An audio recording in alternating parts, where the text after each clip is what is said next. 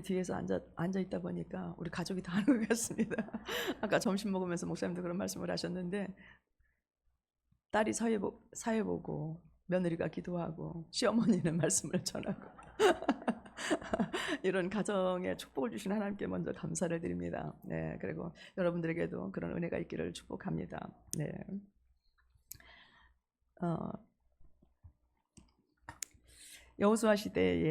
여호수아 이후 사사 시대에는 한마디로 말하면 재난이었습니다. 약속의 땅에서 하나님의 나라, 즉 신정 정치를 맡은 이스라엘은 철저히 실패하고 말았습니다. 여호와의 은혜를 잊어버리고 불신앙과 불충성의 모습을 보인 이스라엘은 점차 타락하여서 가나안인들과 구별이 안 될 정도였습니다. 이스라엘의 종교적 부패와 도덕적 타락은 점차 심해져 갔었지요.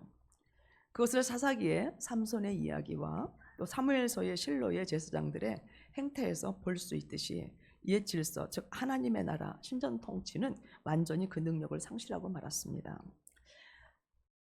너무나도 도덕적으로 혼란하고 종교적으로 타락했기 때문에 그들이 당하는 고통으로부터 스스로를 구해내려는 의지도 또 구해낼 수 있는 능력도 없었습니다.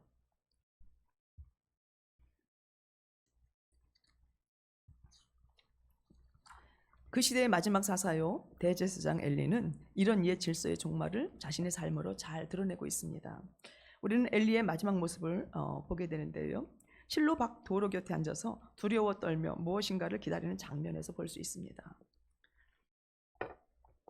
무언가를 기다리던 엘리에게 전령이 다가와서 전해주는 말이 있었습니다. 여호와의 법궤가 빼앗겼고 엘리의 두 아들마저 죽었다라는 소식이었습니다. 한마디로 말하면 여호와의 영광이 떠난 시대였고 떠난 가문이었던 것을 보게 됩니다. 이처럼 영적으로 아주 어두운 시대에 사무엘상 1장 1절을 우리가 같이 한번 살펴보려고 하는데요. 에브라임 산지 라마다임 소임에 에브라임 사람 엘가나라는 자가 있었으니 라고 말합니다. 오늘 다른 본문이 별로 없기 때문에 이 말씀을 좀 띄워주실 수 있으면 좋겠습니다. 다시 한번 읽어볼까요? 에브라임 산지 라마다임 소빔에 에브라임 사람 엘가나라는 자가 있었으니. 예, 거기까지만입니다. 에브라임이라는 뜻은 열매가 있는 이란 뜻입니다. 열매가 있어야 되는데 열매가 지금 없는 것 같아요. 우리는 여기서 하나님이 열매가 없는 이 땅에서 열매를 기다리고 계시다라는 것들을 보게 됩니다. 라마라는 뜻은요, 높은 곳 이런 뜻을 갖고 있습니다. 높은 곳. 그리고 다임은 1, 2, 3, 4 숫자를 말할 때 쌍수를 말합니다. 복수를 말하고 있어요. 또 소빔은 파수꾼이라는 뜻을 갖고 있습니다. 이 말을 종합해보면 라마다임 소빔은 2배나 높은 곳의 파수꾼들의 땅이란 말입니다. 2배나 높은 곳의 파수꾼의 땅. 그러나 이 땅엔 2배나 높은 파수꾼들이 없었습니다. 오늘 말씀은 도덕적으로 혼란하고 종교적으로 부패한 시대에 한나라고 하는 한 여인의 간절한 소망에서 하나님의 간절한 소망으로 승화된 아름다운 이야기입니다. 우리가 잘 알고 있는 것처럼 표면적으로 보면 불임에서 출생으로, 고통을 찬양으로, 고독을 예배로 바꾸시는 하나님의 이야기이고 하나님이 원하는 파수꾼이 세워지는 이야기입니다.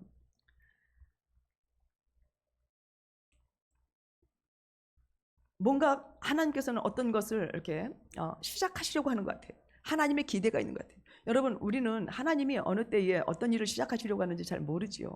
그런데 우리가 당하고 있는 당면한 그런 철저한 절망 같은 그런 상황 가운데서 하나님은 뭔가 시작하시는 하나님이라는 거예요. 근데 그것을 시작을 하실 때에 어떤 것을 통해서 시작하시냐면 한 여인의 기도를 통해서, 즉 다시 말하면 우리의 기도를 통해서 하나님은 뭔가 일하시려고 하신다고 합니다. 하나님께서 오늘 말씀을 보게 되면 임신하지 못하게 하시니 라고 말합니다. 우리는 한나라는 이 불임의 여인이 고통과 기다림에서 시작의 고동소리를 들으려고 하는데 하나님이 시작하시려고 하는 것 같은데 하나님의 뜻은 뭐였어요? 임신하지 못하게 하시는 것이 하나님의 뜻이었다고 합니다. 한나의 기다림은 미래에 대한 암시가 전혀 없는 불임의 절망에서 시작되고 있는 것을 보게 돼요. 여호와께서 한나를 임신하지 못하게 막으셨다는 점이 2번 반복되면서 여인의 절망은 2배로 깊어지는 것을 보게 됩니다. 이때의 이스라엘 상황도 한나의 상황과 같이 고통과 필요를 느끼는 가운데 새로운 시작을 요구하고 있습니다. 여러분, 우리 삶 가운데 하나님께서 어떤 고난이나 고통을 준 것이 다른 것이 아니라 하나님께 나아가는 길이라는 것입니다. 고난을 당하지 않으면 하나님 앞에 가서 부르짖나요? 고통이 없으면 하나님 앞에 가서 부르짖지 않지요. 뭔가 삶에 문제가 있기 때문에 하나님 앞에 나와서 기도하게 되지요. 표면적으로는 한나의 고통은 자녀가 없다는 것이었고, 또 대적 분인나가 한나를 괴롭히고 있다는 것이었습니다. 그러나 한나의 내면의 고통은 미래가 불확실하다는 것입니다. 미래가 어디 있는지, 미래를 어떻게 신실하게 기다려야 하는지를 몰라서 오는 고통이라는 거예요. 단순히 자녀가 없는 것만이 아니라는 거예요. 우리는 눈에 보이는 상황을 가지고 이것이 없기 때문에, 저것이 없기 때문에, 이것 때문에 라고 우리는 고통을 당하고 있지만, 내면의 깊은 것은 미래에 대한 두려움 때문이라는 것입니다. 뿐만 아니라 이런 절망적인 상황 가운데서 한나는 자신에게 미래가 있다는 것도 알 수가 없었습니다. 이런 한나를 위로합니다. 그러나 세상의 그 어떤 것도 위로가 되지 못했습니다. 남편이 하나님께 예배드리러 가면서 분인나보다 예물을 2배나 더 주어도, 남편 엘가나가 여러 아들보다 더 나아도 그녀의 슬픔, 그녀의 고통은 위로받지 못하고 있는 것을 보게 됩니다. 여러분은 이때 어떻게 하시겠습니까? 세상의 그 어떤 것으로도 위로를 받지 못한다면 여러분들은 어떻게 하시겠습니까? 한나는 이런 고통 중에 시선을 돌려서 그의 소망을 여호와께 둡니다. 그리고 전능하신 하나님을 신뢰하며 나아갑니다. 그런데 여러분, 이 하나님이 어떤 분이십니까? 자신에게 불임을 허락하신 하나님입니다. 하나님이 태의 문을 닫으셨다고 2번이나 얘기를 했어요. 그런 하나님 앞에 나갈 수 있습니까? 하나님이 막으신다는데 나갈 수 있겠어요?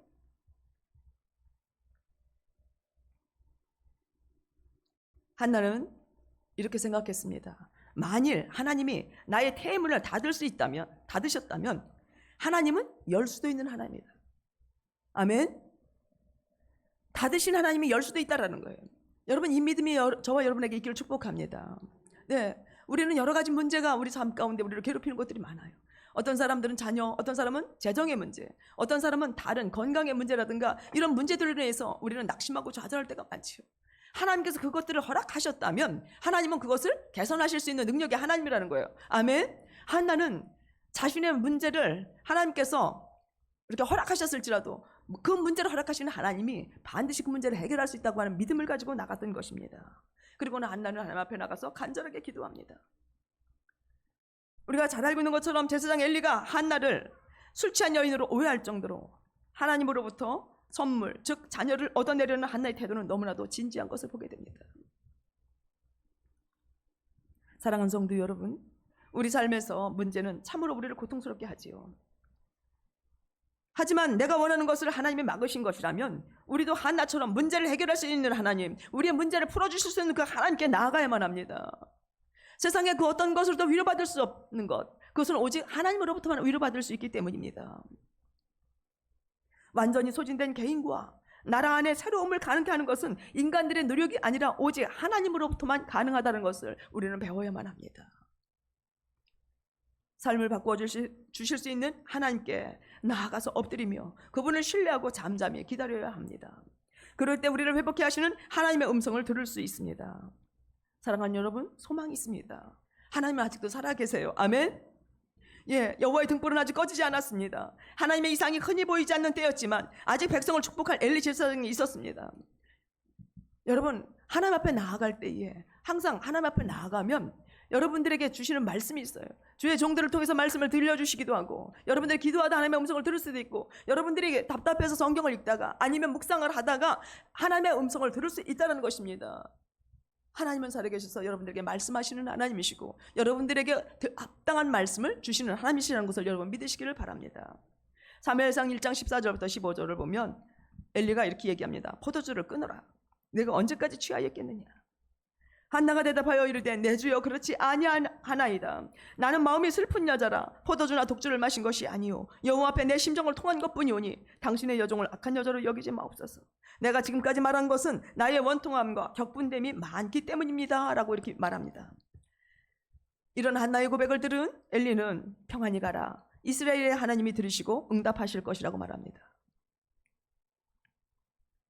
할렐루야. 하나님이 우리의 기도를 드신대요. 그리고 응답해 주시는 분이래요. 아멘이십니까? 예. 잘 아시는 것처럼 이스라엘이라고 하는 말의 뜻은 하나님과 겨루어 이겼다라는 거예요. 엘리 제사장이 한나가 기도하는 걸 보니까 처음엔 술 취했는 줄 알았는데 그게 아니라 하나님하고 씨름한 거예요. 겨룬 거예요. 하나님 달라고. 문을 닫으셨으면 열어달라고. 하나님과 겨루어 이겼다. 내가 보니까 너의 기도는 하나님과 겨루어서 이겼다라고 엘리 제사장이 선포한 것이었습니다. 한나는 하나님이 들으시고 응답하실 것이란 엘리 제사장의 말을 믿었습니다. 종들을 통해 선포된 하나님의 말씀을 여러분 믿으시기를 바랍니다. 여러분들에게 주시는 말씀을 믿기를 축복합니다. 그래서 한나는 어떻게 했습니까? 돌아가서 다시는 얼굴에 수색이 없었대요. 근심이 없었대요. 여기에서 우리에게 주는 중요한 교훈이 있습니다. 우리의 진짜 문제는 불임과 출생이 아니라는 것입니다. 내가 아이가 없어서 고통스럽고 아이가 있으면 기쁜 것이 아니라는 거예요. 오직 여호와께 대한 우리의 복종과 신뢰라는 거예요. 그분이 말씀하신 말씀에 내가 얼마나 복종하고 그분을 신뢰하고 있는가, 이것이 문제라는 거예요. 여러분 아닌가요? 하나님을 정말 믿으시나요? 와서 새벽에 와서 부르짖어 기도하고 철야 때 기도하고 여러분들 나름대로 어떤 문제를 가지고 해결하기 위해서 하나님 앞에 시시때때로 하나님 앞에 기도하고 있을 때 여러분들이 기도는 하긴 하지만 우리 하나님이 내 기도를 들으실 거라고 하는 믿음을 갖고 기도하지만 들려지는 하나님의 말씀을 들어서 그 말씀을 정말 믿고 그 말씀을 그대로 이루실 그 하나님을 신뢰하고 있는가? 우리 자신을 한번 돌아볼 수 있기를 축복합니다. 이것은 한나의 삶뿐만 아니라 우리도 그렇고요. 그리고 더 나아가서 이스라엘 삶도 하나님께 대한 하나님의 말씀에 대한 복종과 신뢰가 있어야 된다는 것입니다. 음성을 들려줘도 한 귀로 듣고 한 귀로 올려버리고 음성을 들려줘도 거기에 복종하지 않냐고 그 말씀이 하나님이라는 것을 믿지 못한 채 여전히 고통하고 근심하고 있는 것이 우리의 모습은 아닌가요? 한나는 엘리가 하고 있는 그 말에 순종했어요. 그리고 하나님을 신뢰했어요. 사무엘상 1장 19절 하반절부터 20절 상반절에 보면 엘가나가 집에 돌아와 한나와 동침하며 여호와께서 그를 생각하신지라 한나가 잉태하고. 여러분 하나님의 말씀에 대한 복종과 신뢰는 우리에게 회복을 가져옵니다. 회복된 여인 한나가 되고 싶으십니까? 여러분들도 한나처럼 그렇게 문제가 해결되기를 원하십니까? 그렇다면 여러분의 삶의 어떤 문제도 우리에게 주시는 하나님의 말씀에 대한 복종과 신뢰에서만 해결될 수 있다고 하는 것을 믿으시기를 바랍니다. 다른 어떤 것에서 문제가 해결되는 것 아니에요. 하나님께서 나에게 무슨 말씀을 하시든지 말씀하십시오. 종이 듣겠나이다. 그리고 순종하는 그 순종을 통해서 그리고 하나님을 신뢰하는 그 신뢰를 통해서 문제가 해결되어진다는 것입니다. 우리는 이 본문을 통해서 더 살펴볼 것이 있습니다. 한나는 엘리의 말을 듣고 집에 가서 수색이 없었고 남편 엘가나와 동침함으로 인해서 아이를 갖게 되었습니다. 근데 한나는 자녀를 잉태한 것으로 만족하지 않았다는 거예요. 이제 기도 응답 받았으니까 난 됐다. 이것으로 만족하지 않았다는 것입니다. 많은 성도들이 기도하여 응답을 받으면 그것으로 만족합니다. 아, 하나님께서 주셨어. 감사한 거로 끝나버리고 맙니다. 진짜 기도는 그런 것이 아닙니다. 하나님께서 왜 그동안 태의 문을 닫으셨는지, 그렇게까지 하셔야만 했던 하나님의 마음은 무엇이었는가를 들으려고 해야 된다는 것입니다. 왜 하나님께서 지금까지 태의 문을 닫으셨지? 왜 하나님께서 나한테 이렇게 구했는데도 불구하고 안 주셨지? 그러면서 지금 내가 하나님 앞에 간절히 기도했는데 왜 지금은 주셨지? 하나님의 음성을 들을 수 있어야 돼요. 하나님의 마음을 알아야 돼요. 그래서 기도는 하나님의 마음을 아는 거예요. 대부분의 사람들이 받은 은혜에 감사해서 거기서만 멈추고 있기 때문에 하나님이 진정 원하시는 것이 무엇인지를 모릅니다. 하나님 앞에 진정으로 내가 드려야 될 것이 무엇인지를 모릅니다. 여러분, 하나님의 마음을 안다는 것이 무엇입니까? 응답에 감사하면서 하나님의 마음을 알려고 생각하며 기도의 자리로 나아갈 때에 하나님은 하나님의 마음을 열어 보여주셔요. 여러분이 하나님의 마음을 볼 수 있기를 축복합니다. 하나님은 우리를 보고 계시잖아요. 네가 뭐가 필요한지, 네가 뭐 때문에 울고 있는지, 네가 뭐 때문에 근심하는지 하나님은 우리 자신을 다 알고 계시잖아요. 근데 우리도 하나님의 마음을 알아들여야 돼요. 우리 삶에 많은 고통과 문제가 하나님이 당신의 마음을 계시하려고 하시는 거라는 것을 여러분들이 아셨으면 좋겠습니다. 그래서 여러분, 응답 받은 것으로 만족하지 마십시오. 하나님의 목마름을 아는 것까지 나아가야 합니다. 하나님의 마음을 알 때 라마다임, 하나님의 마음을 더 잘 알 수 있도록 우리를 2배나 높은 곳으로 우리를 올려주셔요. 감사합니다. 주님 응답해 주셔서 감사합니다. 여기서 끝나버리면 하나님의 마음을 알지 못해요. 그래서 우리는 그저 맨날 하나님 앞에 구하고 받고 여기에 머무는 신앙으로 멈춰집니다. 그런데 우리가 하나님의 마음을 알려고, 왜 하나님께서 이렇게 하셨을까? 왜 태문을 닫으셨을까? 왜 이제는 내가 기도했는데 허락하셨을까? 하나님의 마음을 알 때에 하나님께서 우리를 2배나 높은 곳으로 올려주신다는 거예요. 땅에서 사는 삶이 아니라 높은 곳에서 하나님과 함께하는 삶, 하나님의 마음을 직접 알 수 있는 삶으로 저와 여러분을 올려주신다는 것입니다. 여러분, 그럴 때에 우리에게 어떤 것일까요? 진짜 기도가 무엇인지를 알게 되고, 내가 하나님의 뜻을 따라 살 때 어떻게 해야 하면 하나님의 뜻을 살아낼 수 있는지를 알게 되는 것입니다. 하나님의 뜻을 알게 되면 어떻게 할까요? 나에게 지금 기도의 응답을 주셨어. 그리고 하나님의 뜻을 내게 계시해 주셨어. 그럼 여러분 어떻게 할까요? 감사해서 내 삶을 하나님 앞에 드리려고 하지 않습니까? 하나님이 뭘 요구하시든지 내 마음, 내가 원하는 대로 한 삶이 아니라 하나님이 원하시는 대로 하나님 앞에 기꺼이 드릴 수 있는 마음이 우리 안에 있지 않을까요? 자원하는 마음으로 기꺼이 하나님께 가장 좋은 것을 드릴 수 있게 됩니다. 이것이 바로 기도요. 이것이 바로 하나님의 마음을 아는 것이에요. 하나님은 옛날이나 지금이나 하나님의 마음을 아는 자 원하십니다. 고난 때문에 실망하고 하나님을 불신하고 멀리 떠나가려고 하십니까? 여러분, 그러면 안 돼요. 그러면 믿음이 성장하지 않아요. 우리의 믿음이 성장하는 때는 기도의 응답을 많이 받아도 성장을 하지만 하나님의 마음을 알고 그분을 기쁘시게 할 때 2배나 높게 성장하는 거예요. 여러분의 믿음이 성장하기를 축복합니다. 아멘. 맨날 그날이 그날 같으면 안 되지요. 그건 병든 거예요. 하나님의 생명이 우리 안에 있다면 우리는 자라가야 합니다. 주님의 장성한 분량까지 자라가야 합니다. 이것이 정상인 거예요. 못 자라가는 것이, 안 자라는 것이, 그것이 비정상인 거예요. 하나님은 우리를 더 높은 곳으로 올리시고 우리의 믿음을 더 성장시키려고 하셔요. 주님의 장성한 분량까지 자라가는 저와 여러분 되시기를 축복합니다. 그러니까 하나님의 마음을 알게 되면, 아, 하나님 그거였군. 하나님 제가 할게요. 주의 뜻 제가 이루어드릴게요. 이게 누구의 고백입니까? 이사야가 그랬잖아요. 누가 나를 위해 갈고. 하나님의 마음을 알았던 이사야는 내가 여기 있나이다, 나를 보내소서. 여러분, 하나님의 뜻을 아는 자의 고백인 거예요. 하나님의 마음을 아는 자의 고백인 거예요. 2배나 높은 곳에 있는 자의 고백인 거예요. 하나님께서 그를 어디까지 올려주셨어요? 하나님을 알게 하심으로 인해서 하나님이 뭘 원하신지를 알았기 때문에 자신의 삶을 기꺼이 드린다고 고백했던 것입니다. 요한복음 15장 11절 하반절에서 예수님께서 이렇게 말씀하십니다. 내 기쁨이 너희 안에 있어 너희 기쁨을 충만하게 하려 함이라. 여러분, 어떤 때 우리가 그냥 응답받은 것으로 감사하고 만족할 때는 주님의 기쁨이 뭔지 몰라. 내 기쁨만 알아. 내가 응답받았기 때문에 내가 만족한 것으로만 끝나버리고 말아요. 그런데 내가 2배나 높은 곳 올려가서 주님이 원하시는 것이 무엇인지 주님의 뜻을 알게 되면 주님의 기쁨이 뭔지를 알아. 그리고 그 기쁨이 내 안에 채워진다는 거예요. 여러분, 주님의 기쁨이 채워지면 세상의 것 때문에 두려워하거나 염려하지 않습니다. 자녀가 없는 것 때문에 염려하지 않아요. 재물이 없는 것 때문에 염려하지 않아요. 건강이 연약한 것 때문에 염려하지 않아요. 여러분, 세상을 바라보며 내가 가진 것이 적다고 염려하지 않는다는 것입니다. 왜? 그분의 기쁨이 내 안에 충만하게 채워졌기 때문에. 이렇게 주님의 기쁨으로 내 안에 충만하게 채워지게 되면 삶의 문제 때문에 낙심하지 않습니다. 도리어 하나님의 뜻을 이룰 기회로 바라보게 돼요. 아, 하나님께서 지금 나한테 이걸 원하시는구나. 내가 이걸 하기를 원하시는구나. 헌신 예배를 드리고 있는 마리아 여러분, 그리고 이 자리에 참석하신 성도 여러분, 여러분은 무엇을 위해서 헌신하십니까? 하나님의 필요를 채우는 것에 헌신하시기를 축복합니다. 하나님의 마음을 아는 것은 성령의 계시에 의해서입니다. 그렇기 때문에 성령 충만을 구하셔야 돼요. 한나가 깨달은 것은 이거였습니다. 아들을 준 것으로 인해서 만족하고 감사한 것으로 끝난 것이 아니라 생각하면서 하나님 앞에 기도의 자리를 더 나아갔는데 하나님께서 한나에게 계시를 통해서, 성령의 계시를 통해서 깨닫게 하신 것이 무엇이었느냐면, 한나야, 너도 아들이 없느냐?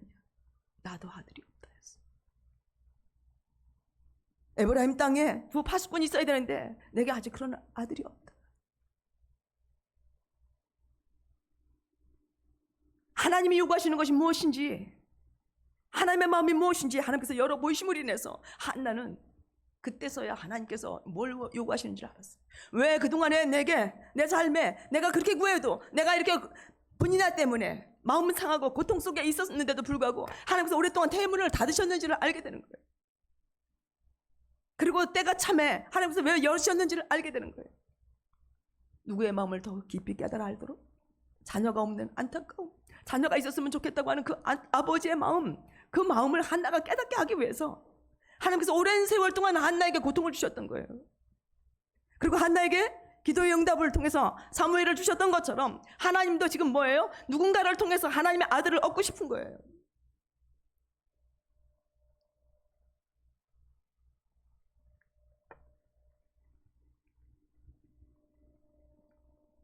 하나님이 얻고 싶은 그 아들, 그 열매가 누구입니까? 라마다임 소빔, 2배나 높은 곳의 파수꾼들이었습니다. 앞서서 말씀드렸지만 이스라엘은 그 당시에 영적으로나 종교적으로 도덕적으로 너무나도 타락해서 도저히 회복 불가능한 상태였습니다. 하나님은 아브라함과 맺으셨던 그 언약을 기억하시고 그 백성들을 포기하고 버리실 수가 없었어요. 그래서 영적으로 도덕적으로 타락한 이 백성들을 다시 구원하시고 그들을 돌보시고 그들을 하나님께서 원하시는 안전한 그 안식의 자리까지 나아가도록 이끌어줄 누군가가 필요했던 거예요. 근데 제사장 엘리는 어때요? 그렇지 못했어요. 엘리의 2 아들도 그러지 못했어요. 하나님의 마음이 너무 아프셨던 거지. 열매가 있어야 할 에브라임 땅에 하나님이 자시는 열매가 없었던 것, 이것을 한나에게 깨닫게 하신 거예요. 하나님이 여러분에게 받고 싶은 것은 파수꾼 같은 열매가 아닐까요? 여러분 무엇을 위해서 헌신하십니까? 열매를 위해서 헌신하시기를 축복합니다. 내가 낳은 이 자녀들이 하나님이 찾으시는 파수꾼들이 되었으면 좋겠다고 기도하십시오. 우리 여름에 여름 성경학교와 청년 수련회까지 같이 다 마쳤다고 했습니다. 여러분 우리 다음 세대들이 이런 파수꾼들로 세워져야 합니다. 여러분들 깨어서 기도하셔야 합니다. 여러분들이 말씀으로 가르쳐야 합니다. 그들에게 사랑을 주면서 권면하면서 여러분들의 삶의 모습, 예배드리고 하나님을 사랑하는 모습, 하나님 앞에 가장 좋은 것을 드리는 모습으로 그들을 교훈하고 가르쳐야 합니다. 그래서 그들이 파수꾼으로 세워져야 돼요. 이 시대는 너무나도 어둡습니다. 정치적으로 봐도 그렇고 우리나라 영적으로 봐도 그렇습니다. 참으로 하나님의 필요한 게 뭔지, 하나님의 필요를 볼 수 있는 여러분이 되시기를 축복합니다. 하나님에겐 택한 백성 이스라엘을 돌볼 영적 파수꾼이 필요했던 거예요. 백성들이 여호와 하나님을 경외하도록 종교적으로 도덕적으로 타락한 백성들을 의로운 길로, 생명의 길로 인도할 영적 진정한 리더, 파수꾼이 필요하셨던 것이었습니다. 이러한 리더는 모든 시대적 요청입니다. 오늘 이 시대도 마찬가지. 그 시대에 그랬던 것처럼 모든 시대마다 강력한 하나님의 나라를 건설할, 하나님의 백성들을 의의 길로 인도할 그러한 영적인 파수꾼들이 필요할 것입니다. 사무엘 상하를 보면서 그 2배나 높은 파수꾼들 중에 한 사람은 사사면서 선지자였던 한나가 낳은 사무엘이었습니다. 사무엘은 자라면서, 키가 자라면서 하나님과 사람들에게 사랑을 받았던 사람이었고, 그가 기도하면 하나도 땅에 떨어지지 않았고,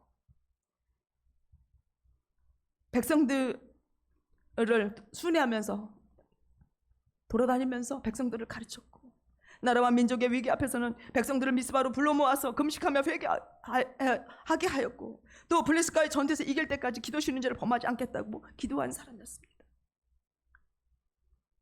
하나님의 백성들에게 하나님의 말씀을 가르치면서 어떻게 살아야 하는지, 어떻게 하나님의 은혜를 다시 입을 수 있는지 가르치면서, 그러면서도 민족의 위기 앞에서는 기도로 막아서는 사람, 백성들이 회개하고 돌이켜서 하나님을 경외하며 섬기며 살아가도록 한 사람이 사무엘이었던 것입니다. 하나님은 이런 사람, 이런 사무엘을 구하고 계세요. 오늘도 우리 교회 안에서, 저와 여러분 안에서, 이 나라 이민족의 한국 교회 안에서 하나님은 그런 사람을 찾고 계세요. 우리 교회가 그런 사람들을 낳았으면 좋겠습니다. 저와 여러분이 그런 사람을 낳는 자가 되었으면 좋겠습니다. 이것이 하나님의 갈망이고 우리의 목마름이 되어야 합니다. 다음 한 사람이 누구입니까? 다윗 왕입니다. 하나님께서 사울을 통해서 그 일을 이루고 싶었지만 사울은 불순종함으로 인해서 하나님 앞에서 자격을 박탈당하고 말았습니다. 다윗은 여호와의 종으로서 왕이 어떤 모습을 보여줘야 하는지를 알려주는 모델이었습니다. 여호와의 검을 잡고 여호와의 노래를 부르는 자로서 여호와의 왕국을 약속의 땅에 확고히 세운 인물이었습니다. 하나님의 법궤가 다시 한번 국가적 삶의 중앙에 놓여지고 이스라엘 백성들의 안식을 누리게 한 인물이 바로 다윗이었습니다. 하나님께서 그의 백성의 안전을 위해 그 왕조를 영원히 보존하시겠다고 언약을 맺으신 인물이 다윗인 것입니다. 결국 다윗의 통치 아래 이스라엘은 아브라함에게 주신 하나님 여호와의 언약, 즉 가나안 땅의 안식의 삶을 성취하게 됩니다. 한나는 한나야, 나도 아들이 없다. 나도 아들이 없다. 하나님의 마음을 읽은 거예요. 하나님의 간절한 소망을 읽은 거예요. 하나님이 뭘 요구하시는지를 알았던 거예요. 그래서 어떻게 합니까? 이런 하나님의 필요 앞에 아들을 주시면 내가 하나님께 그의 일생을 드리겠습니다.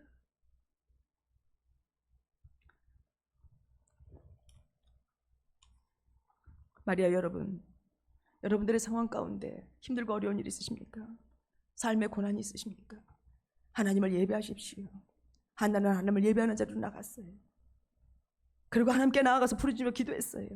신실하신 하나님 응답하실 것을 믿었습니다. 그리고 주의 종을 통해서 들은 말씀을 그대로 신실하게 지키면서 복종했습니다. 그리고 응답받은 것을 끝나지 않았습니다.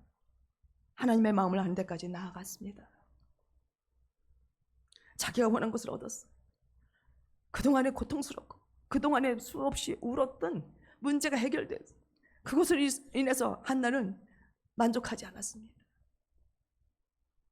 하나님의 뜻, 하나님의 마음을 아는 데까지 나아갔어요.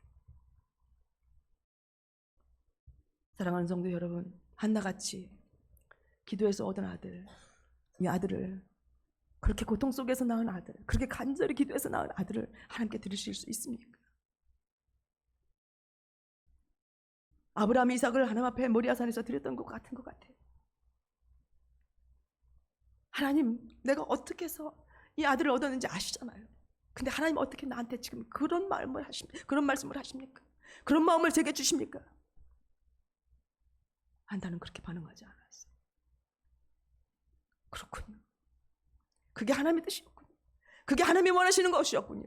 그것을 이루시기 위해서 나를 이렇게까지 훈련하시고 연단하셨군요. 하나님 알겠습니다 하면서 기꺼이 드렸던 것입니다. 사랑하는 성도 여러분, 가장 원하는 것이 이루어졌을 때 그것을 주신 하나님께 드려보시길 바랍니다. 이것을 하나님을 기쁘시게 하는 진정한 헌신이에요. 이런 것이. 우리가 남아서 기도하는 것도, 청소하는 것도, 예배하는 것도, 교사로, 성가대로 여러 가지 봉사하는 것들이 다 하나님을 위해서 하는 일들이지만 진짜 하나님이 원하시는 헌신은 어떤 것이냐면 그분의 필요를 채워드리는 거예요. 그분의 마음을 알고 그분의 뜻을 이루어드리는 것이 진정한 헌신입니다. 가장 귀한 것일지라도 내가 기도하여 얻어서 더 이상 누구에게도 빼앗길 수 없는, 그런 누구에게도 줄 수 없는 가장 귀한 것을 하나님 앞에 드리는 것이 헌신입니다. 그럴 때 하나님은 더 풍성히 채우시는 하나님이신 것을 여러분 믿으시기를 바랍니다. 그래서 한나에게서 우리가 또 배우는 것이 무엇입니까? 내가 가장 소망하는 것, 기도하여서 얻었을지라도 그것은 내 것이 아니라는 거예요. 그것을 주신 하나님 거라는 거예요. 하나님께 그것을 드릴 때에 놀라운 축복이 임하는 것을 보게 됩니다. 사무엘상 1장 25절부터 28절에 있는 말씀입니다. 그들이 수소를 잡고 아이를 데리고 엘리에게 가서, 한나가 엘리에게 하는 얘기예요. 엘리에게 가서, 한나가 나는 여기서 내 주 당신 곁에 서서 여호와께 기도하던 여자라. 이 아이를 위하여 내가 기도하였더니 내가 구하여 기도한 바를 여호와께서 내게 허락하신지라. 그러므로 나도 그를 여호와께 드리되 그의 평생을 여호와께 드리리이다 하고 그가 거기서 여호와께 경배했다. 이것이 헌신이라는 거예요. 이것이 하나님의 마음을 아는 자라는 거예요. 하나님이 저와 여러분들에게 필요한 것을 채워주시기도 하지만 그것으로 만족하는 상태에서 머무는 것이 아니라 두 배로 높은 곳에서 하나님의 마음이 뭔지를 아는 사람, 하나님의 뜻을 이루어드리기 위해서 자신이 받았던 가장 귀한 것, 생명보다도 더 귀한 것들을 하나님 앞에 드리는 그런 삶, 그것이 바로 진정한 헌신이라는 것입니다. 한나를 통해서 우리가 배워야 합니다. 여호와의 것을 여호와께 즐거이 드릴 때 하나님은 그 외에 더 많은 것으로 채워주신 것을 우리가 말씀에서 봅니다. 사무엘상 2장 20절입니다. 엘가나가 엘가나와 그의 아내에게 축복하여 이르되, 엘리가 엘가나와 그의 아내에게 축복하여 이르되, 여호와께서 이 여인으로 말미암아 내게 다른 후사를 주사 이가 여호와께 간과히 얻어 바친 아들을 대신하게 하시기를 원하노라 하였더니 21절입니다. 여호와께서 한나를 돌보사 그로 하여금 임신하여 세 아들과 두 딸을 낳게 하셨고 아이 사무엘은 여호와 앞에서 자라니라. 몇 명을 얻었습니까? 자식을 몇 명 얻었습니까? 사무엘 외에 세 아들을 얻었다. 그리고 딸을 얼마나 얻었다고? 2명을 얻었다. 한나가 전혀 아이를 낳지 못하던 그 한나가 하나님 앞에 기도하면서 사무엘을 드렸다. 하나님의 필요를 채워드렸더니 하나님께서 그를 축복하셨는데 아들을 셋이나 더 주시고 딸을 2이나 더 줬대.